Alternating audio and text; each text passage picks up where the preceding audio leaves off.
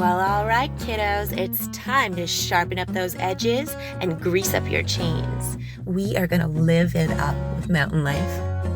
Dropping in 5, 4, 3, 2, 1. What's up, mountain lifers? Welcome to the Live It Up with Mountain Life podcast. Summer is in full swing. Are you getting out there? Are you taking advantage? Are you pitching tents, stroking your canoe, and sleeping with the stars? Did you know you can't run through a campsite? You can only ran, because it's past tense. Yes, I'm a dad and a word nerd. Today on the show, we have legendary photographer Mattias Fredriksson. I can almost guarantee you've seen his work before. But first, here's a word from our partner, Jack Wolfskin. For almost 40 years, the Jack Wolfskin name and paw print have been a symbol of their trailblazing spirit and regard for nature. Since 1981, they have led the pack with innovative, eco-conscious technologies, a commitment to social responsibility, and forward-thinking designs. If you haven't seen the Jack Wolfskin paw print before, it's because they have only just completed their newest den here in North America. Jack Wolfskin will see you in the wild, wherever that is for you. Any bio of Mattias Fredriksson starts with the word prolific, and I'd try not to use a word everyone else uses for him, but I can't. I once did a week-long mountain bike trip with him, and he is prolific. I've seen it firsthand. He shoots, and he shoots. If the sun is up and he doesn't feel like he has the shots yet, he'll be shooting, and it's probably a big reason he's so successful. If you've seen mountain bike shots from Italy, ski shots from Switzerland, or vice versa, you've probably seen Mattias's work. In fact, if you're listening to this podcast, it's guaranteed you've seen some of his photos.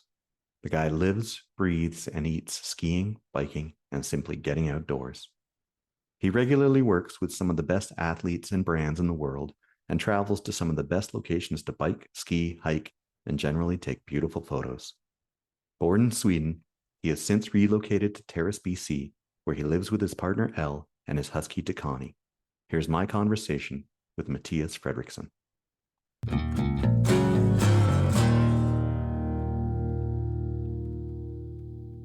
Mattias Fredriksson, welcome to Live It Up with Mountain Life.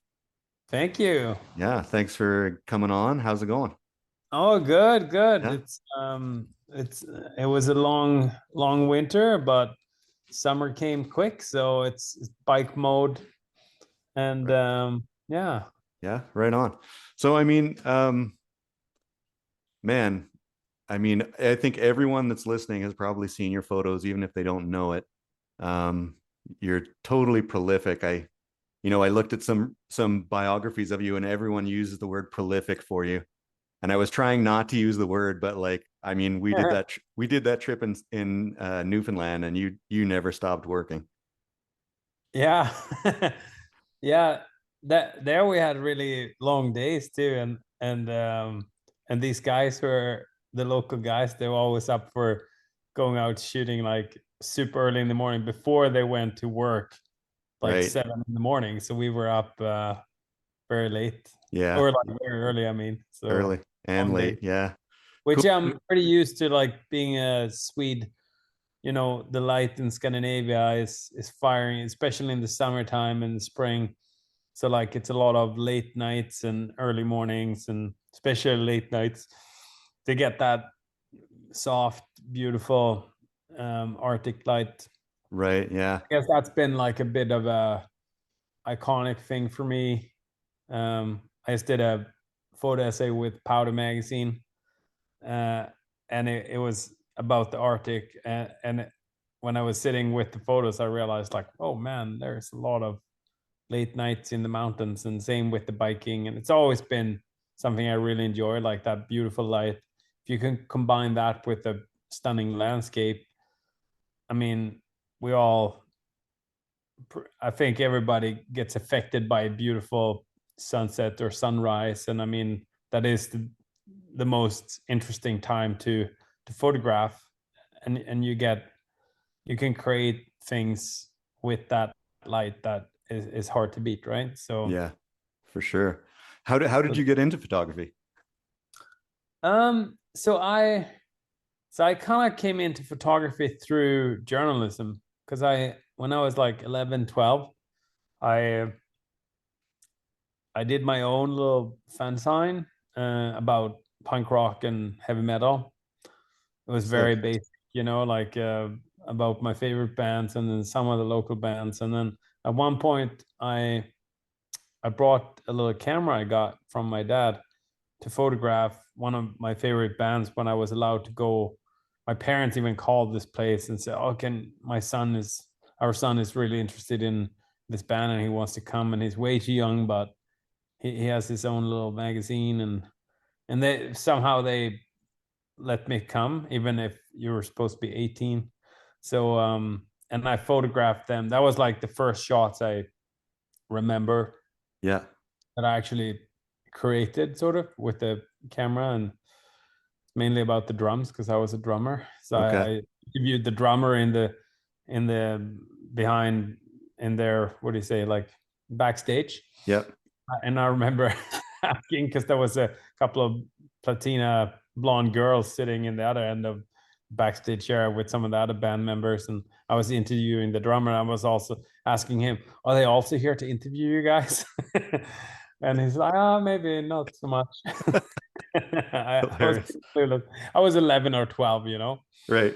Yeah. So that's kind of how I got into the media thing through this magazine called Heavy. I Hmm. still have the original copies here, and I somehow like kept that interest. And then when I was like 17 or something like that, when I went to, I guess it's called high school, um, I was starting to work for the local newspaper.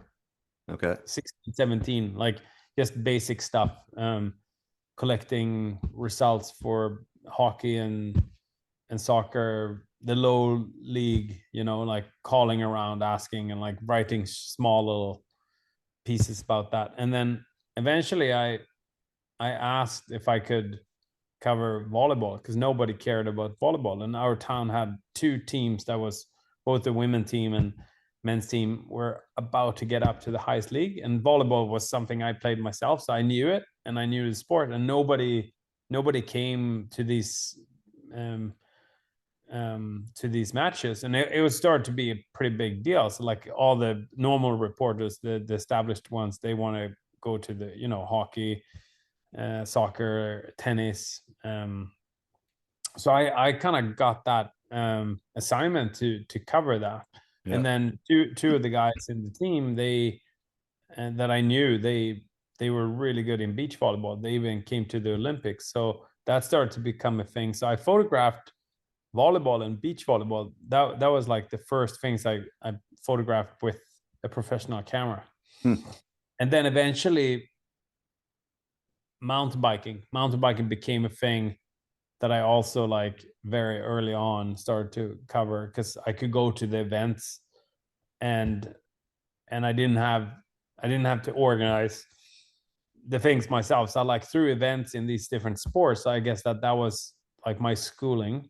Yep. And I wrote about it and photographed it and then delivered like complete packages to newspapers, not only in my town, but other towns as well. And also there was a volleyball magazine in Sweden that I started to work with. That was one of my first real covers. Okay. And yeah, that was kind of through that. And then I got back into skiing. I was always skiing when I was a kid, but I came into skiing again when I did an internship in a store and worked in a local sports store. Uh, and they were selling a bunch of ski stuff, and the people that worked there, they were super into skiing. So like I got back into skiing and like kind of realized like, wow, this is awesome. So Yeah. and I started to photograph skiing and did a story about the photographer that lived way up north in Sweden. Okay. Amazing. So, And and he was very established, and I kind of through internship with him and a lot of help from him, I kind of learned the ropes in this world. yeah, amazing. Was that all on film too? Oh yeah, Yeah. yeah, film for sure. Yeah, I Yeah. shot film for more than 10 years in the beginning. Okay. Wow. Do you shoot film at all anymore? No, like where I live and where I used to live in Sweden too, like if you don't have a lab near you, it's just not very sufficient. And I honestly don't really think there is any point anymore. Like, it would be fun and more for the process of how you work and like photograph a little bit slower pace. But yeah, I I've agree. never been very technical. It's like I don't really care so much about like the fanciest gear or like certain things. For me, it's more like the moment and like what you photograph and the story around that and all that. So like I think the medium for me, it's like sometimes, I mean, I photograph a ton with my phone, and it's funny because a lot of people like contact me and they want to buy prints and or put a shot on the cover of a magazine or something, and it's like, I shot that with my phone, dude. Yeah, yeah, You can buy that photo, but you probably wouldn't want to blow it up on your cover or put it on your wall. right. Yeah, But it's like, for me, it's always been about those moments, and the phones these days are capturing that. And sometimes we are telling stories through our social media, or it's like straight to online. So I mean, I don't want to waste a day, if I put it that way, and bring my gear for like a couple frames, you know, if I go out on a tour with my friends or something like that. Like I rarely take my stuff with me, my gear, unless yeah, I really have a job and an assignment. right. Yeah. So with that said, I often end up shooting with my phone Huh. because I love to capture moments. It's not that I don't like photography. I just don't. I love skiing and biking and hiking and all that much more. So Yeah. unless I work, I don't bring the gear like I used to. Like I always brought my gear, but you know, we're getting old. We gotta take care of our bodies and Yeah. also for inspiration. I must say, like I need these breaks of like 3, 4, 5 months sometimes between time. I don't shoot so much anymore. Like it's more like I go away on a couple of trips per year and then shoot a little bit at home. Yeah. But I don't photograph nearly as much anymore. So I really need those breaks from it if I have like a bigger trip. I usually like put together a bunch of things and go to Europe or something, and then you know Yeah. Yeah. work a ton for a month or something, and then I'm really into it. But then Yeah. I can't even touch my stuff for months. So Right. I work with other things too. I'm an editor these days Okay. for for a mountain culture journal. So that's actually my main job. So so I Is work that with, yeah. is that just photo editing, or are you editing words and stuff too? No, editing words as well. So Yeah. it's called Interstellar, which Mm-hmm. it's mountain culture journal for stellar equipment. Okay. Cool. I work with like all our friends, Yeah. both writers and photographers, and planning this and working with the brand Nice. and the art director. So I'm working with all of this stuff anyway on a daily basis. So I don't necessarily need to photograph new content all the time. So Right. I work a little bit on the side with some other brands and magazines and stuff. So it's fun. I still work with the medium sort of. Yeah. Yeah. Cool. Any concerns? I mean, how has your sort of what you do changed as magazines have sort of lost, either gone out of business or disappeared or Yeah, I mean, it's kind of sad, but at the same time, like people say that magazines are no more, or and it's not really true. Like, I mean, it's a lot of magazines out there still, and there is quite a lot of books being produced, and also like some of these websites like ours, for example, like, and there's others that are putting quite a lot of effort into the product. right. So like it's not like people don't appreciate stories anymore. It's just in different forms, and maybe you need to work a little harder to get in there, because it's, I would say it's more competition these days because it's a lot of people that do this. um, but there is definitely lots of venues for you if you're keen. So Yeah. So I always find it kind of strange when I hear that from certain people. These people were not really the ones that worked with those other magazines anyway. Like there's some people that didn't really care about the whole editorial world at all ever, because maybe they were lucky or they had a plan from the beginning, and they maybe not necessarily storytellers, but maybe they were incredible shooting commercial work or whatever it might be. Many people go straight to that because that's where the money is, or like just out of these industries too, right? Like, I mean, there is no shortage in work altogether. Like there is thousands of amazing photographers that makes a really good living. So it's not like it's going away. Yeah. Probably just a little different, and you maybe have to be a little bit more business savvy.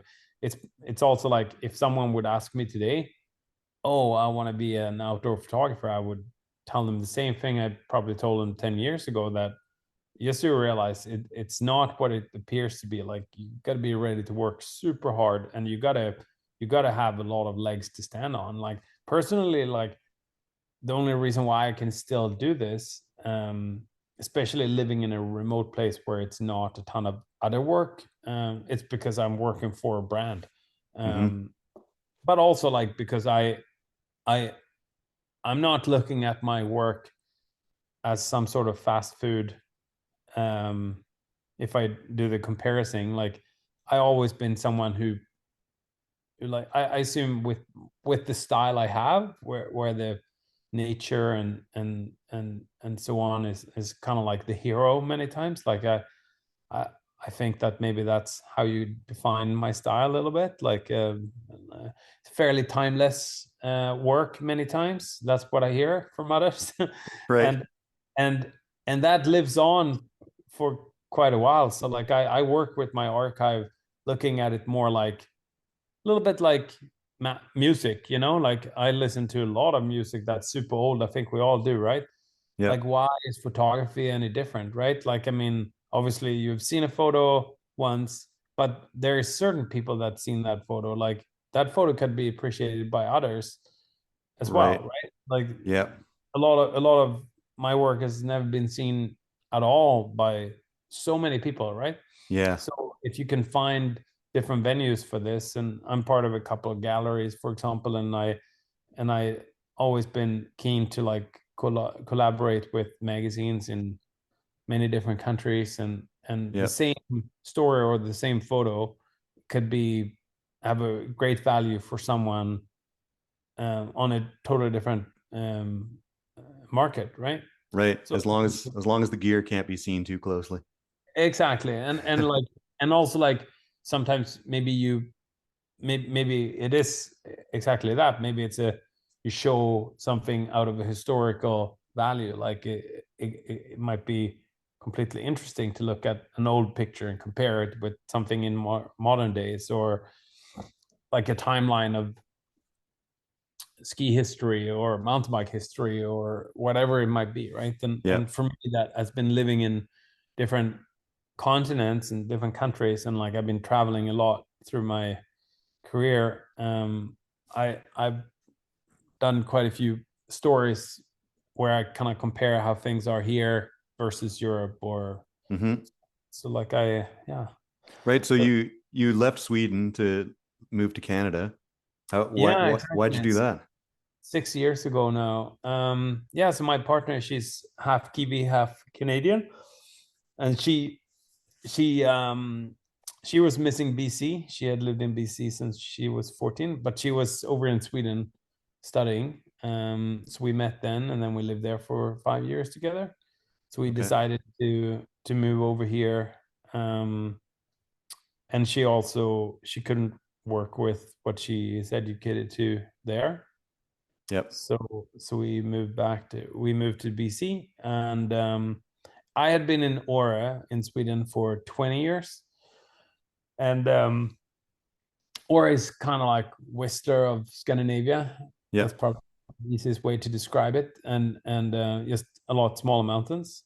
Um, and no matter where you've been, if you've been to in a place for so many years, sometimes it's nice with the different scenery, right? And for me, I've been photographing there from early on in my career throughout like the entire time. So like I started to kind of run out of inspiration there, I would say. It's Yep. probably the easiest way to describe it.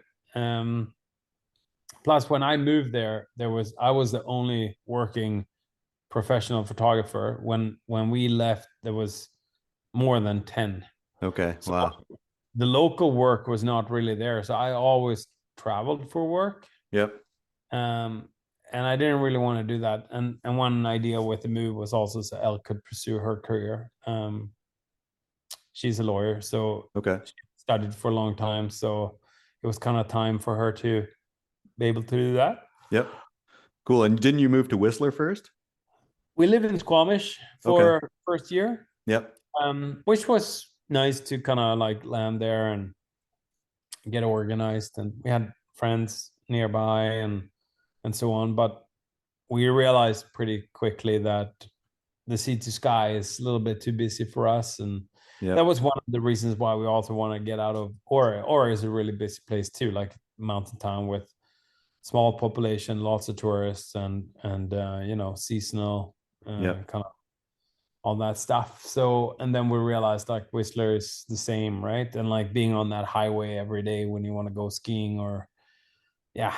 So we decided to take a look around. So we were looking at different options, and then Elle found job in Terrace, Yep. and we started to look into that. And I had been here for work before, so I knew that the mountains are here, and like kind of like this style of where we wanted to be, like more remote, and there is a lot of great things with Terrace too. Like even if it's way up north, really good airport and big enough town where you have like everything is here or nearby and close to the ocean and a lot of other stuff around here that we really appreciate. So and yeah, we're super happy with this move, and we lived here now for 5 years. Yep. So we built the house quite early, and we built up a big garden, and yeah, like Nice. we really love it here. So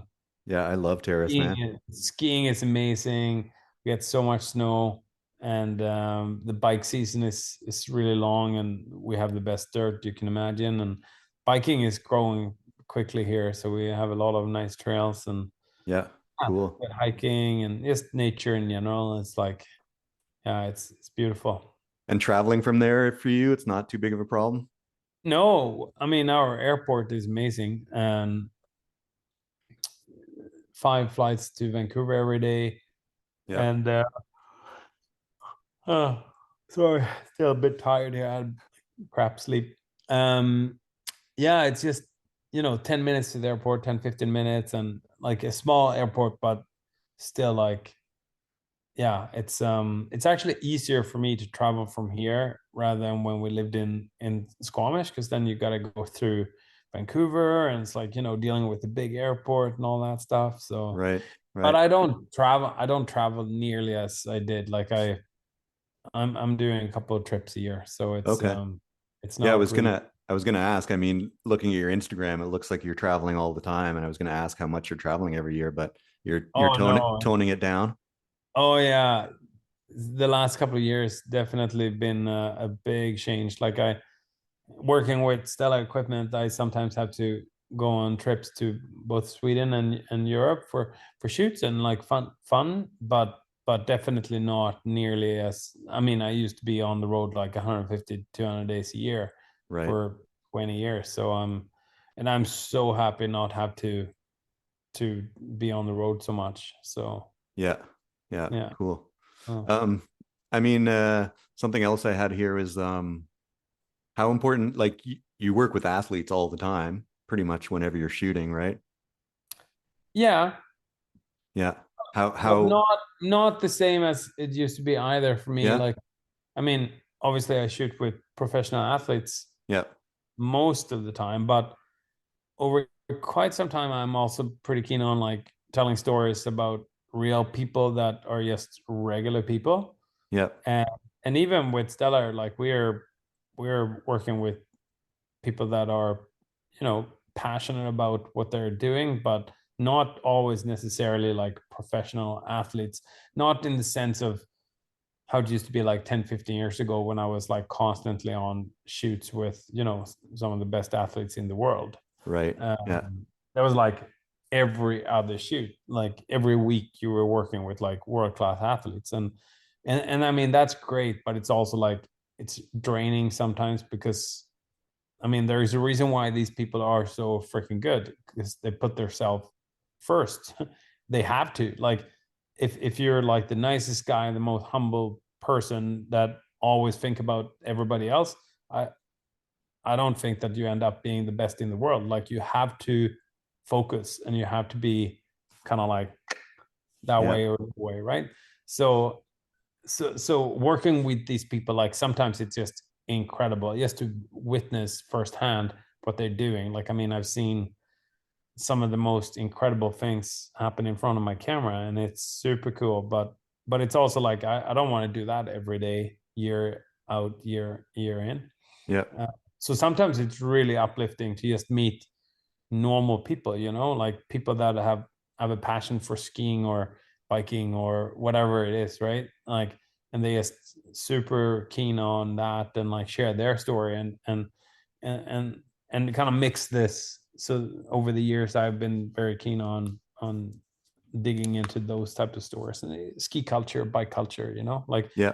like when we were in Newfoundland, like I remember asking David Reddick at bike, like, oh, so which athletes are we going to bring on this trip? And he's like, man, this trip, it's like, I don't think there is any specific athletes. I think you guys work and hang out with the locals. That's where the story is. And that was one of the first stories on assignment for bike where I didn't go with pro athletes. Okay. Which in the end, like, I mean, it would have been weird to have someone else there, right? It's true. Yeah. And I think it's kind of shifted towards that style of stories in skiing and biking and in the outdoor space in general more and more, because people could relate to that in a different way, right? Yeah, I think I agree. I mean, yeah, you can't I can't relate to someone doing a triple backflip off a cliff, Yeah, but it's still cool to see. yeah, totally. But I definitely, like, when I look back to, like, I mean, I was traveling with these film companies, especially for skiing, for so many years. And like, for me, it was like when I was a part of that and they were my friends, and you kind of, that's all you look at.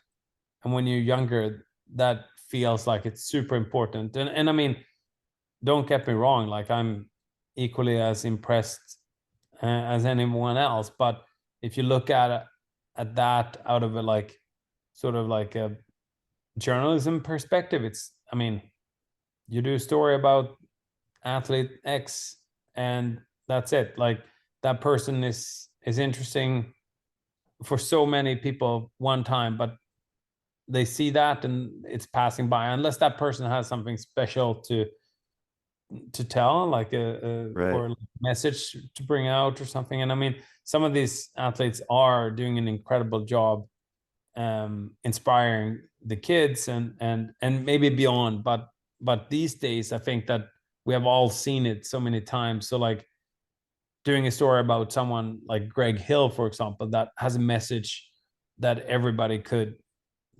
should concern everybody, and like the most sustainable skier on the planet, I probably would call him.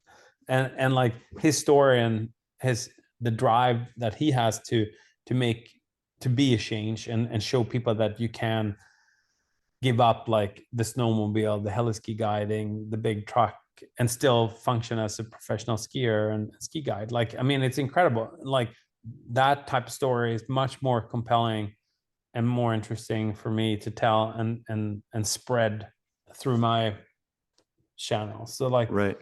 yeah. Is that just us getting older or Well, I think that the world is in a different place, and maybe even younger people are more keen to, because we consume so much media, right? And like through our phones, through social media. And I think that the the what do you say, like the level of where you could caught someone's interests today, you gotta have something more than just a cool clip for 10 seconds when someone doing something crazy, because then that needs to be so crazy, Right. so outstanding, and yeah, and that doesn't happen very often. And it's when Candide Tovex is Yeah. releasing anything every 3, 4, 5 months, then the internet stops again. Yeah. Yeah. But it doesn't happen the same. Like it's not like every fall, like back in the day, like every fall when the ski films or the snowboard films came out, it was like those tours. That's when you saw those films, right? Yeah. Like now something happens and then the next hour it's on your phone, basically. Right. It's not the same wait for things, or like so I think that with that said, like I think the level of the content just needs to be delivered in different ways, and obviously we are getting older, so we also want to excel, and we want to kind of produce things that are not just something that anyone could put out through their own channel quickly, right? Like we Right. want to tell stories that maybe are a little bit more investigating journalism per Yeah. se, or like a little bit more thoughtful. So Yep. For sure. yeah. Cool. So where'd you go last winter? So I went back to the Alps for the first time since the pandemic started. Yep. So I had the chance to do a longer trip. So I was in Switzerland, all kinds of places in Switzerland, and then I went to Chamonix a bit, and yeah, so I did a 5-week road trip in the Alps.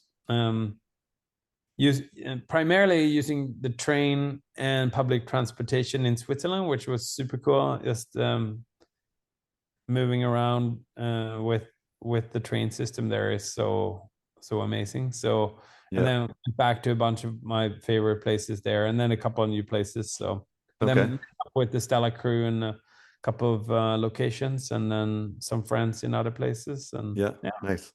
Do you have a favorite place to ski or a favorite place to bike? I mean, there is quite a few, but Yeah. like yeah, I definitely have a couple of places. In Engelberg in Switzerland is a place that I often return to. Yeah. And it's not just about the skiing, it's just the vibes there, and like I have a lot of friends who live there, and it's kind of like one of those places where there is always interesting characters coming there. It's almost like has become more of a center, sort of like how Chamonix always been, but Okay. Chamonix is so big, it's a city. So Engelberg is a much smaller place, but it's definitely like a magnet for interesting characters. There is Yeah. always people there that yeah, you're just meeting a lot of interesting characters, and Yeah. it's a good place to work too. And yeah, so I was there 2 times during that trip. So Yeah. Cool. And biking? Favorite place biking? favorite place for biking is probably Aosta Valley in Italy. Okay. Yeah, Cool. it's pretty all time there. Yeah. Yeah. Nice. Love riding in the Alps, and like big days and opportunities to stay in huts, and you know it's a culture and the food and like the whole shebang. So Yeah.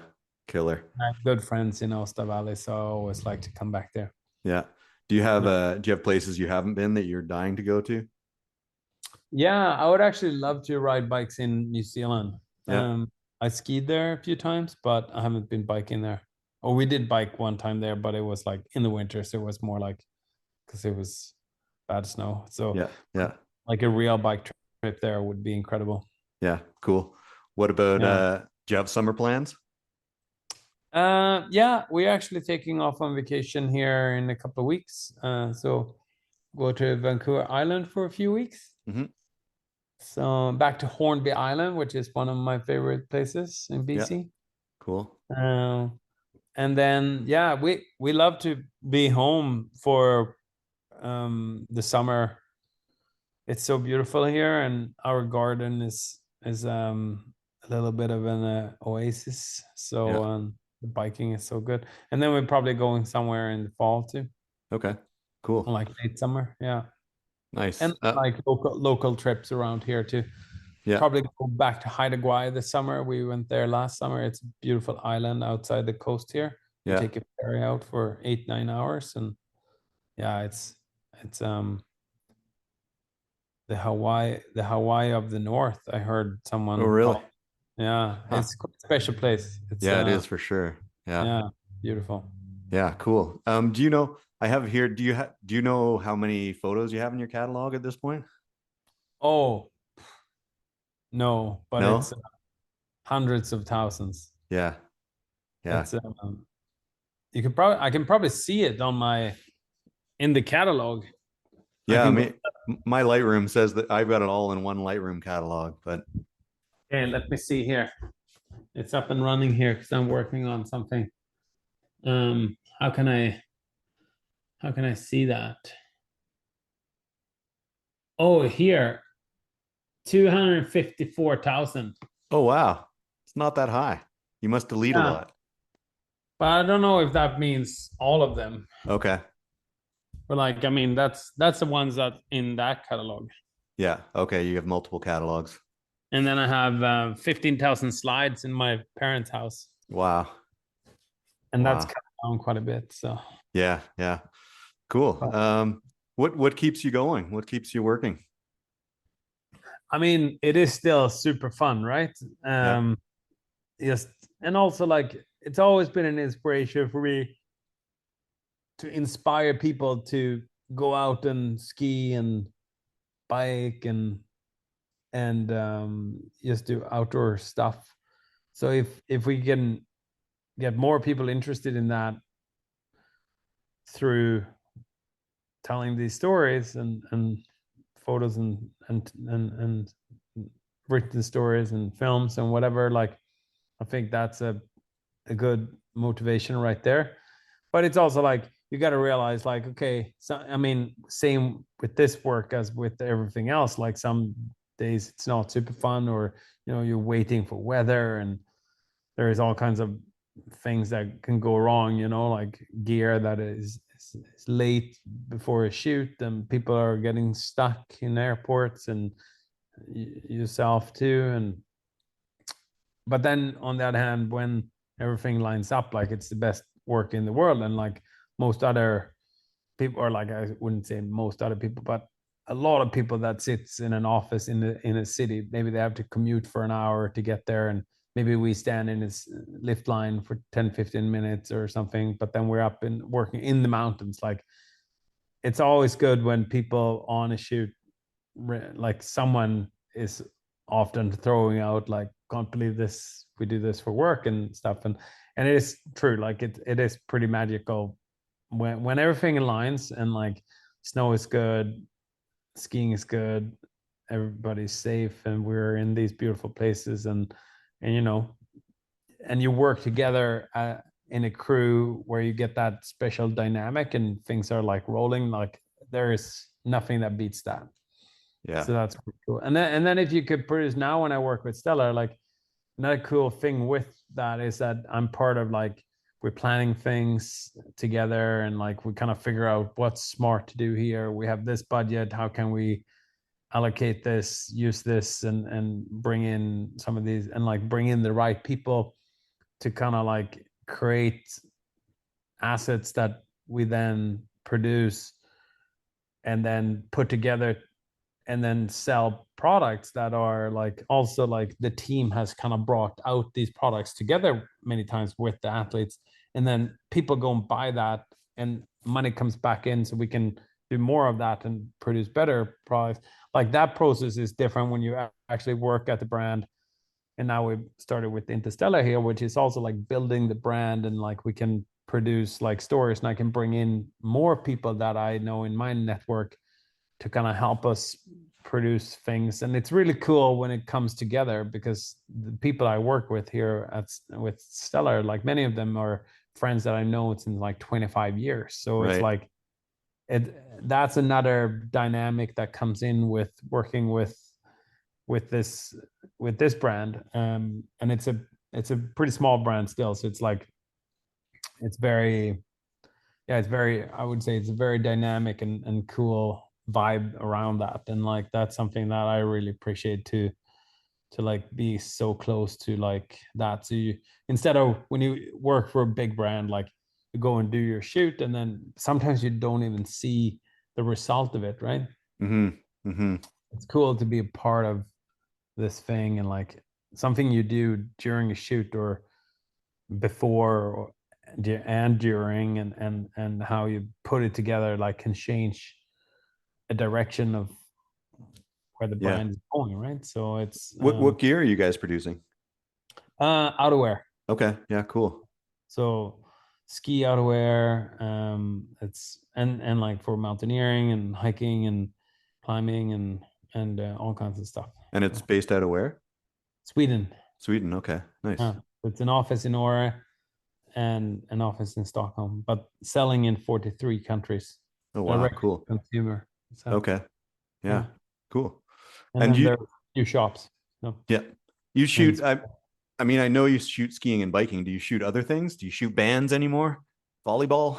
no, but I shoot other things, like as far as like, because if you say skiing and biking, a lot of people think that it's just the action, right? So like I definitely shoot like a lot of other stuff around that. So like for some of the magazines I work with, it's like like include hospitality and food and portrait work and like all kinds of things like around that. And then for some tourism stuff here in BC, I also shoot like other things. Like in January, I was shooting artists for this mountain biking project. They're working on like trail signs, so it's like carvers and a metal artist, for example, and then it's like, yeah, totally different style of photography, right?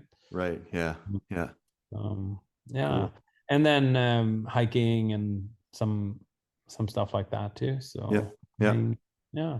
Generally outdoor stuff though, eh? Oh yeah, generally outdoor stuff for Yeah. sure. Yeah. Cool. Um, how are A you lot gonna? of, a lot of my friends that used to be more exclusive in the outdoor world, sort of, I see that a lot of them are shooting like cars and car commercials and stuff like that. And Yeah. yeah, I've done that a couple of times, but yeah, it's not really my thing. It's like, yeah, I bet it's good money, but then you gotta live somewhere where like that work is a little bit closer, I think, or somehow like work with agencies. And like that that extra time, I don't really have the interest in going in there. Like I'm really happy to work with Stella, like out of like my assignment there is like I shoot in my contract it's like photo days, but it's also like help with marketing stuff and social media, as well as like Interstellar, which is basically running a magazine. So Yeah. Yeah. that's a good balance for me there, because there's Cool. so much different stuff within that. Right. Yeah. Yeah. Yeah.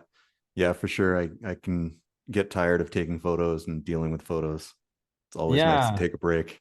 yeah, it's good to have like, because I still write quite a bit myself too. So and now I write in English more. So but it's cool with Instella. Like I also work with the copy editor we have, and then and the art director and my boss, the creative director. So like it's a teamwork. So it's Yeah. fun. Yeah. Yeah. Cool. Do you have retirement plans?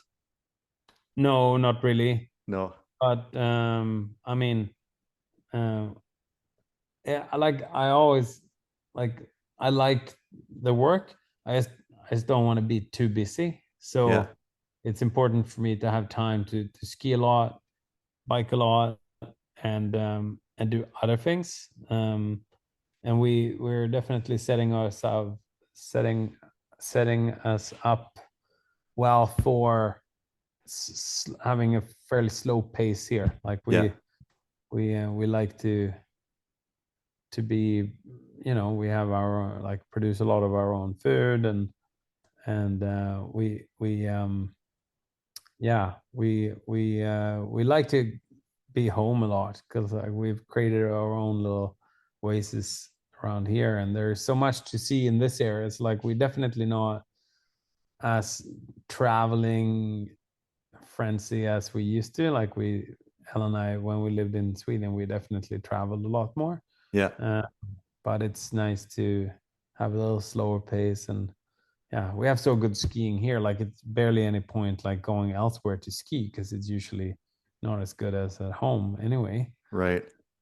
And but obviously it's important to like travel for different impressions and get inspired and so on. But yeah, Yeah. it's nice Cool. to live in a place where you like it around home. Yeah. Do you I mean, I don't think I've ever talked camera gear with you. What are you shooting with these days? Oh, I'm pretty old school, I would say. Yeah. Like I have the same. I bought new cameras 5 years ago, 5, 6 years ago when I lived in. It's probably 6 years ago. The same winter we lived in Squamish, I two cameras broke down. So then I bought two D850. Yeah.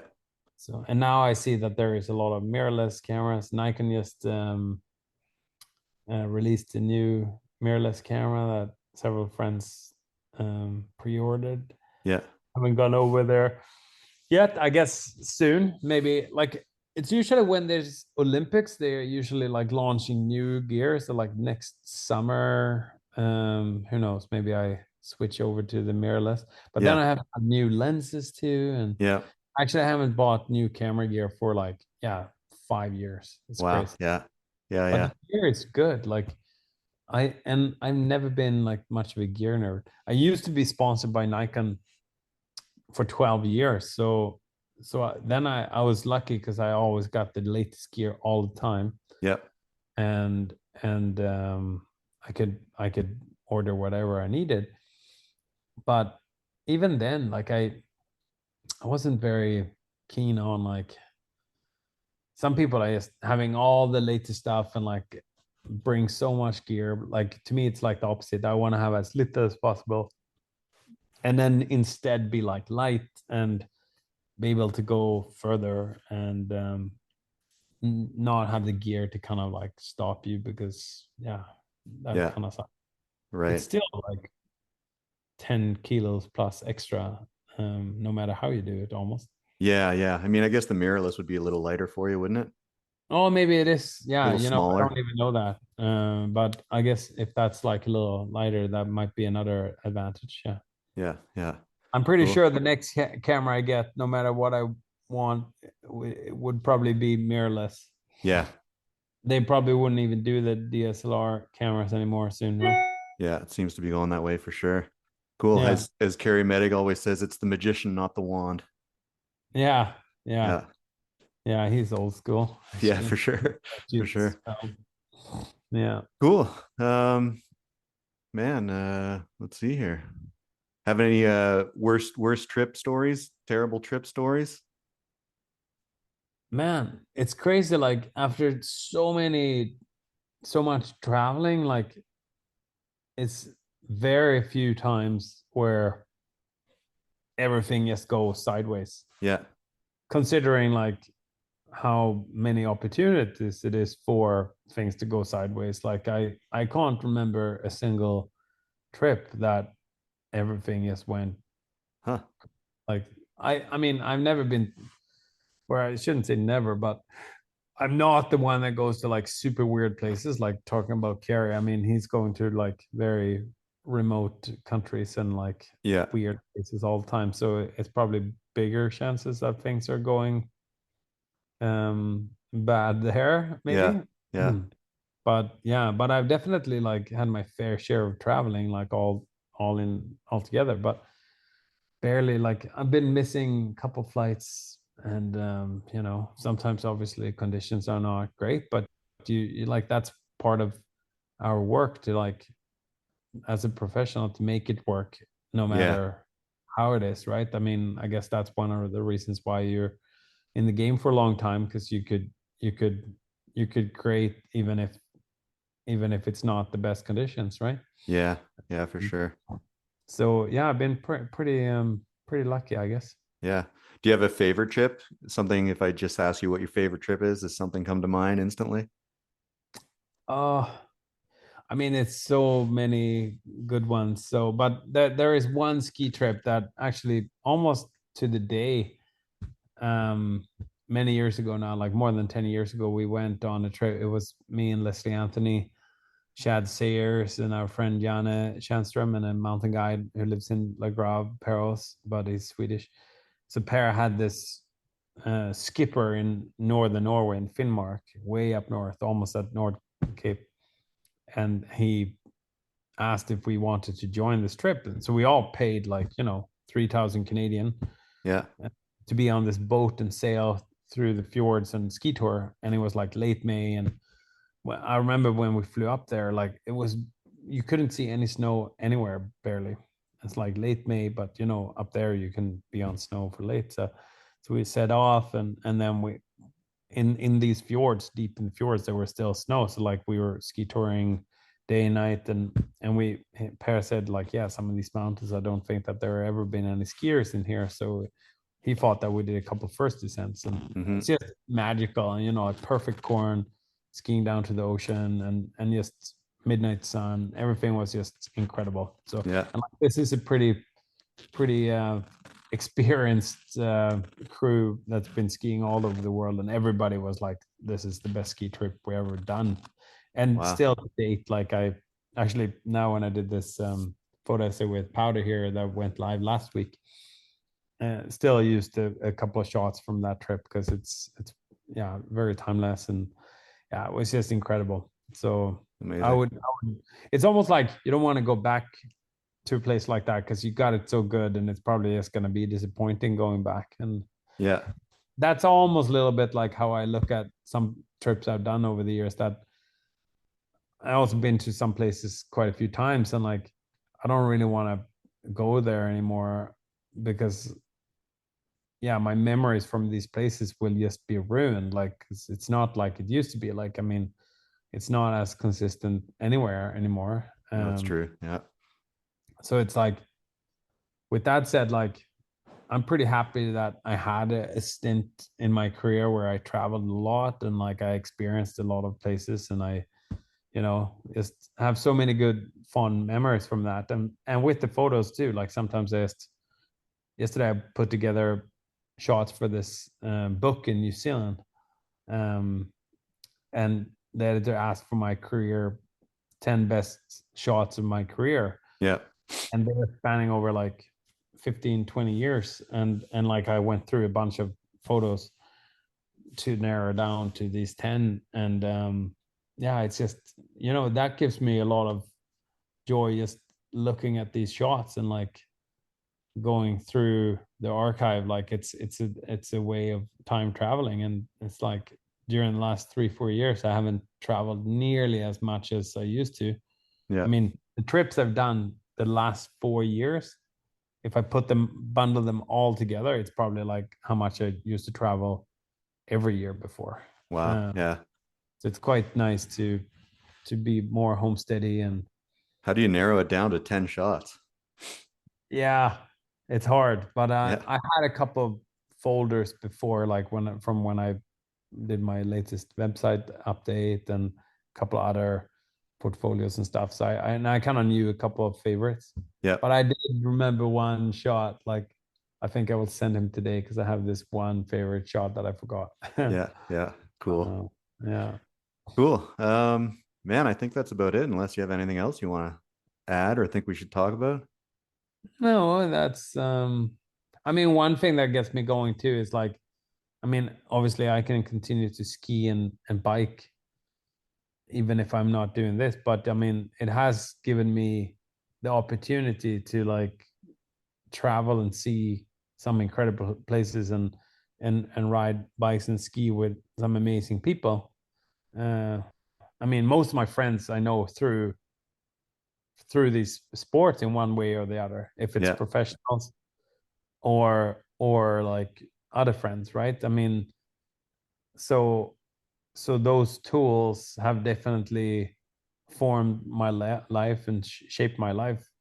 And so like that's something that I don't want to sort of let go, because like if you just ski and bike around home with the same people all the time, it's like I still appreciate that a lot, but if you also add some flavor to that with new people you meet and new places, like, and constantly, if you're constantly curious, I think that then you implement a bit of that new experiences into your daily life, sort of. I think that's when you, yeah, that, I think that's a good thing. So Yeah. yeah, Keep you inspired. totally. Yeah. Cool. All right. Thanks, Mattias. Good to talk to you, Yeah. man. Thanks, Colin. Yeah. Good chatting.